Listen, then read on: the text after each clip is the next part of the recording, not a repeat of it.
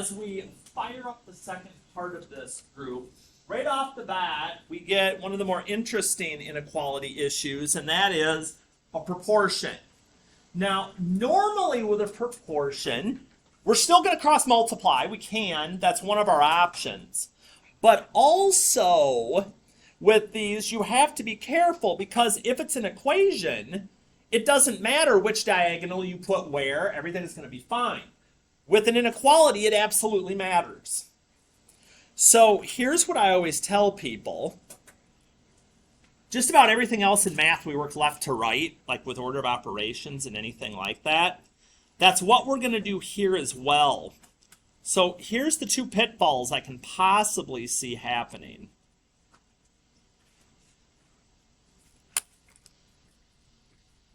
The one, of course, was I switched the order of these, which I can't do. And you're like, well, how did you know that it's the left one that you have to do first? That would be a legitimate question, especially with a proportion. So here's kind of my long way of explaining it, even though it won't take us real long here. So if I'm looking at this originally, here's how I know. If I were to say I want to get rid of the fractions, okay? If I want to get rid of the fractions in here, I'd have to multiply this entire thing by 2x plus 4, x plus 6. So when I did that, when I distributed to both of these, the 2x plus 4s here would cancel and leave me with 2 times x plus 6. And then on this side of my inequality, deal with it the same way I would an equation. When I distribute it over here, these would cancel, leaving me with 7 times 2x plus 4. Deal with it just like I would a regular equation. So that's how I know the cross multiplying just makes it faster where I can get this set up this way. But once we do, if I don't write too big,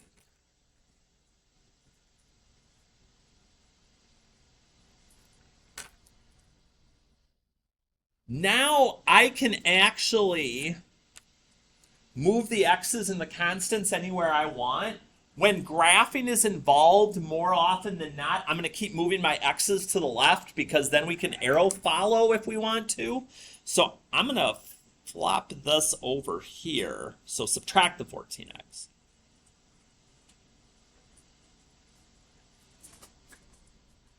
Still going to run out of room. All right. Let's just do this over here. Subtract my 12 over because I want to isolate my x's. And you're like, Hardy, are we going to end up with like a fractionally decimally thing? We are. That's okay. We're also, though,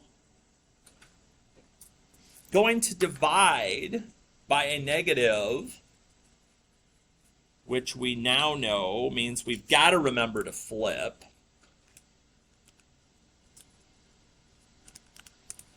Not a big fan of the decimals, so negative 4/3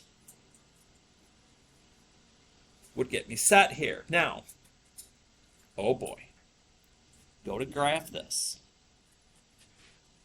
So a couple of reminders.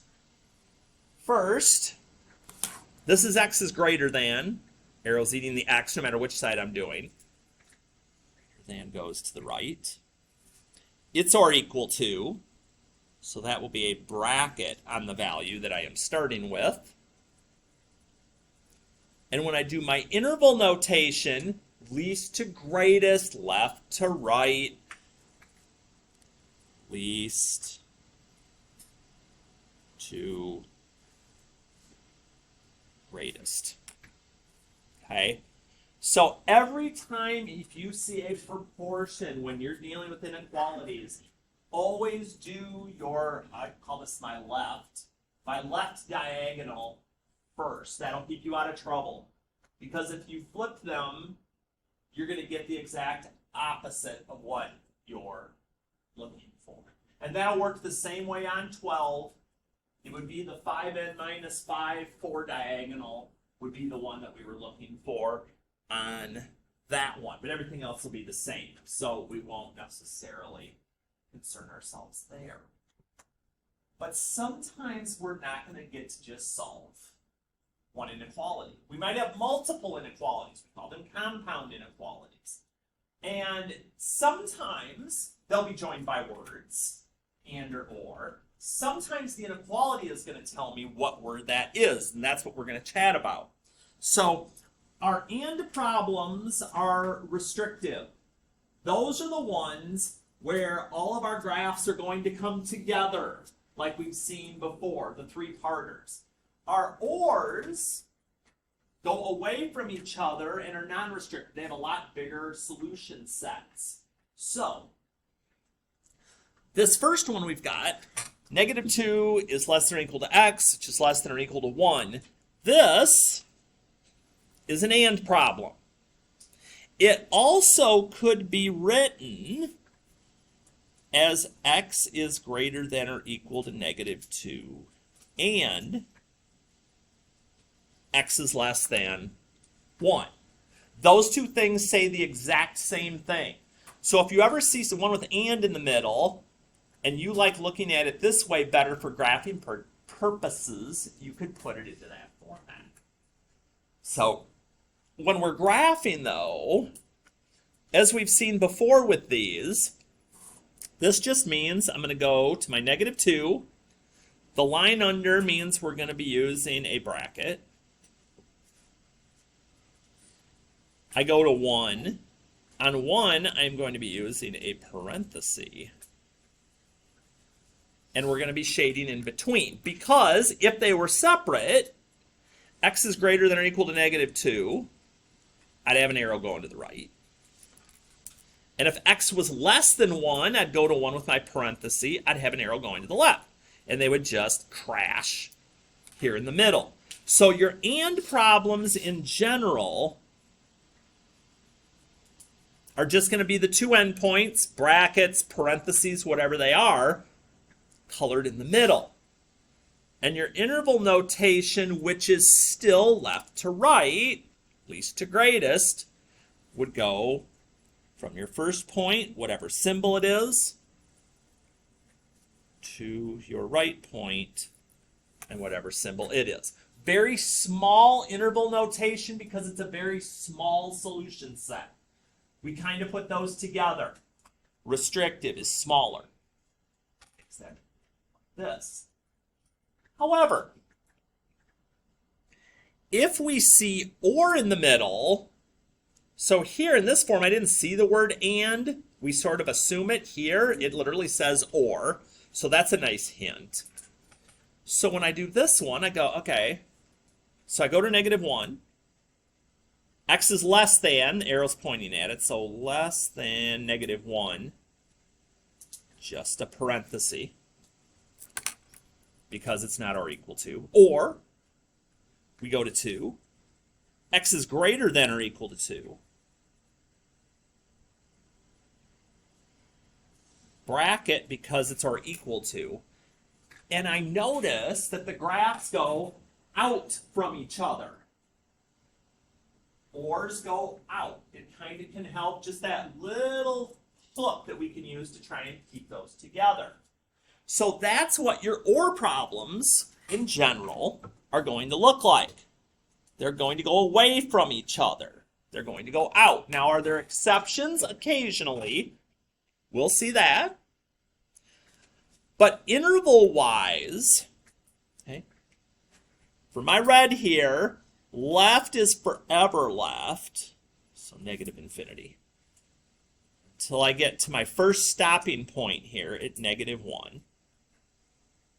But there's another part to this part over here in blue. So that starts on the left at 2 and goes forever off to the right to infinity. But as mathematicians, we have to let people know, hey, both of these are part of my graph. So we use the U for union. Hey, you have to unite these two pieces of the graph to get the entire answer. So as you'll notice, or problems are non-restrictive. They are very open and their solution sets are very large in comparison to the and statements. but there's no fancy other way you're going to see ors. Ors will always tell you or. Ands are the only ones that can be a little bit mysterious as far as that goes. And so when we're looking at these, and again, it just kind of varies a little bit. We'll make sure we touch on all the options here. So here's an and, but I have a little work to do first. I've got to get that variable term alone in the middle. So now instead of there just being two sides to your inequality, there's actually three. So whatever I do to the middle, trying to isolate things, I have to do it to the left, and I have to do it to the right.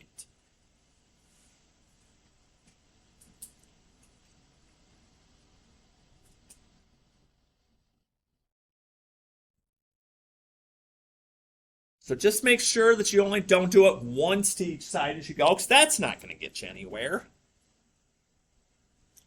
And then divide by 3. And I will give you a little heads up here as well.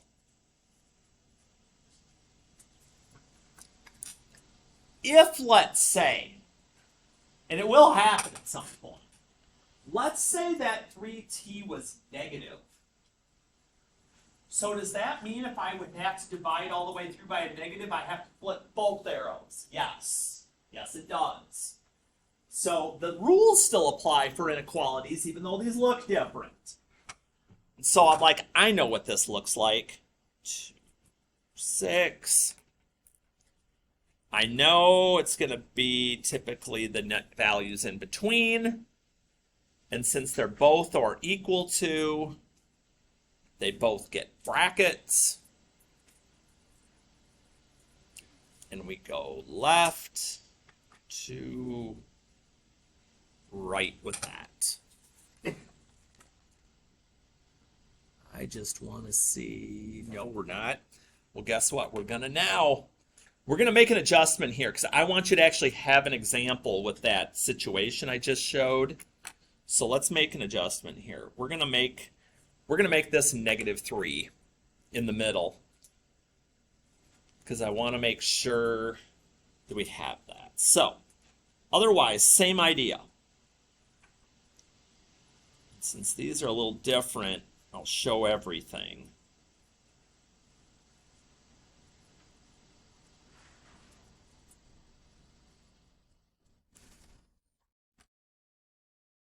So everything is going to work the same in this one, except when I get to this last step of solving, I got to remind myself that's going to cause me to have to flip my arrows.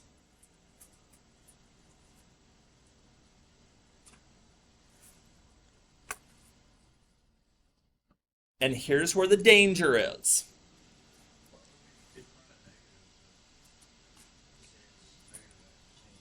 Yeah, I changed this one purposely before we started to -3x because I wanted you to see what happens if there is a negative in the middle you have to deal with. The danger here becomes people get so used to everything being originally in left to right, but here, -6 is less than 3 is. So I have to get this correct. I can't put 3 here and -6 here. That's not how number lines work. So as long as that part doesn't get me, and the fact that I paid no attention to the fact that that's not or equal to, okay. So my -6 does not have a line under, it gets a parenthesis. My 3 part does have the or equal to line under, it gets a bracket. This still works because x is still greater than -6. And x is still less than, arrow pointing at 3. So it still looks this way. And then I use the graph as my guide. Do I though? Yeah. To go left to right. So be aware when you're doing these. And these all 3 are telling me the same thing. Even this and is telling me the same thing. The graph is still going to look like this. Minus my 4, minus my 4. That word in the middle means everything.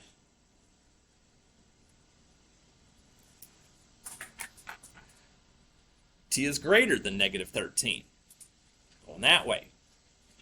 T is less than 6. We're going that way. Okay, same looking graph like the other two were.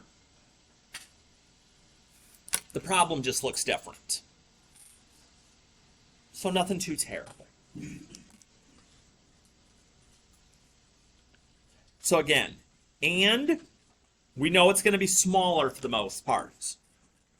Unless we run into a special. Which if you do, we'll see. Okay, ORs. So when we get to the ORs, let's see. Do we have a mix? Let's do a mix. Let's do 16 and 18, because that covers us on both of these. So OR, I already have an idea of what's going to happen. Going to have something that kind of looks like this. So minus my 2 over, divide by 2. Add my 7 over, divide by 4.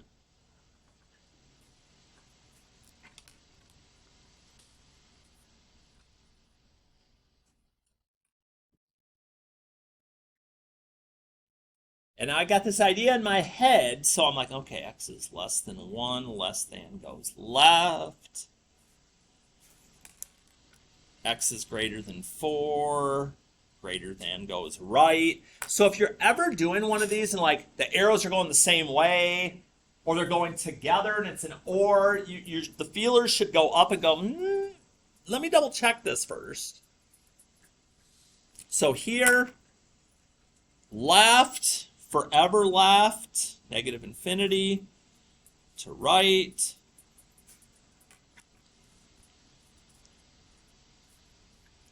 And then again, we got two pieces. We got to connect them. Left to right.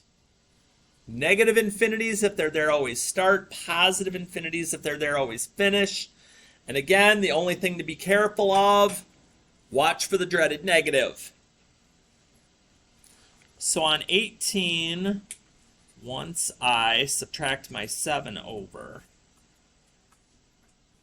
and divide by negative 2.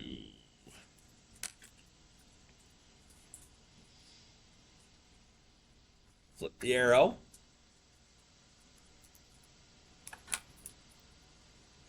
And I like this problem because it's going to let me do the one other caveat here.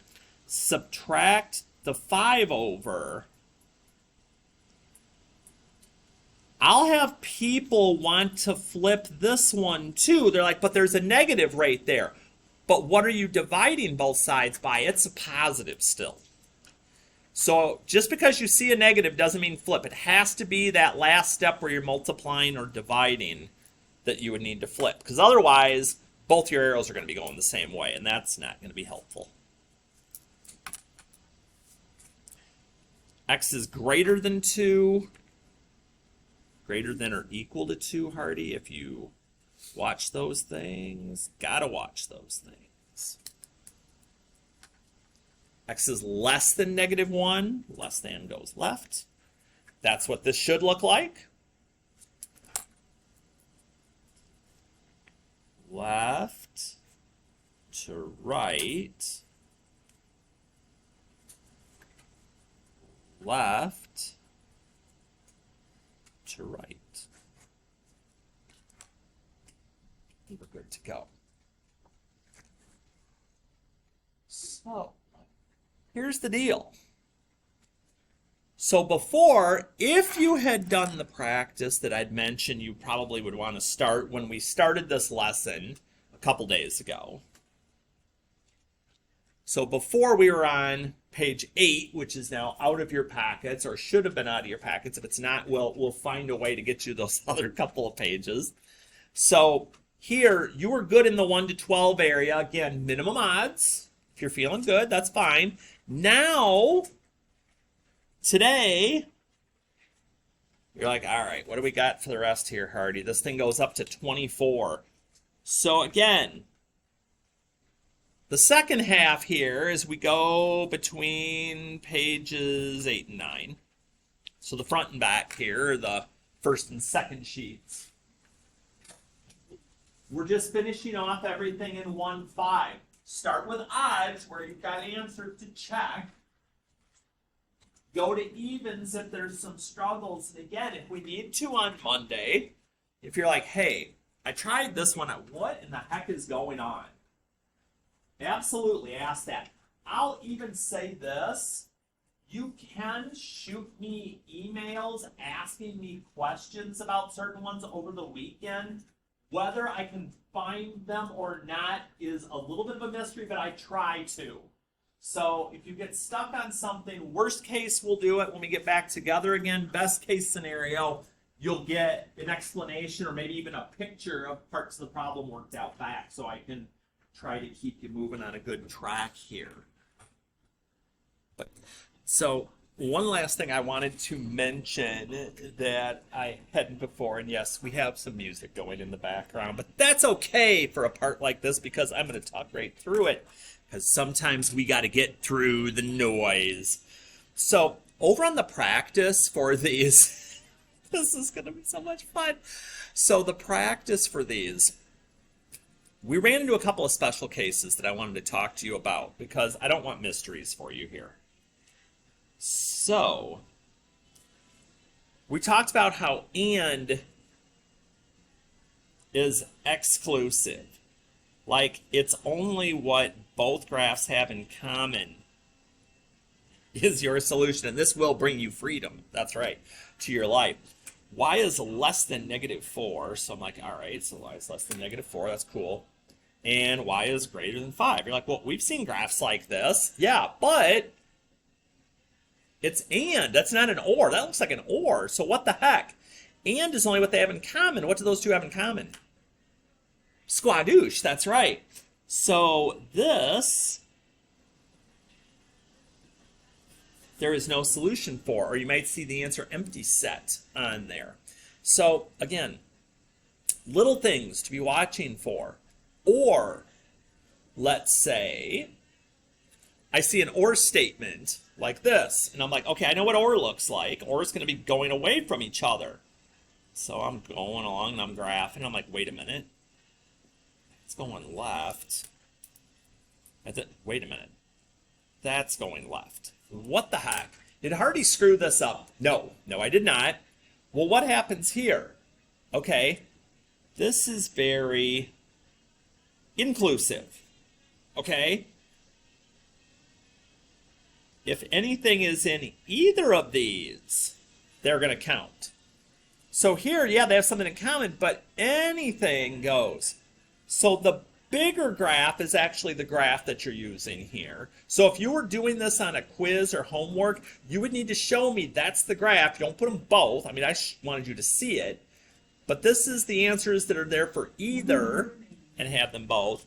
So my interval notation would be based on the red one of these.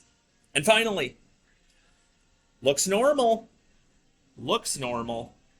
Is it going to be? Oh dear. With Hardy doing it? Probably not. But let's see. So I look, I'm like, all right, I know what an and looks like.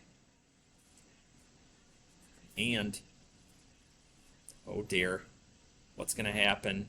X is less than 2. X is, they're going the same direction again. So Hardy, is it negative infinity to 3? No. And what's in common? Just this piece right here. Right here. Solution set. Negative infinity to negative 2. And I made it under the horn. Okay. Again, special cases, not going to happen very often, but you do need to be cautious of this. Any other questions, let me know.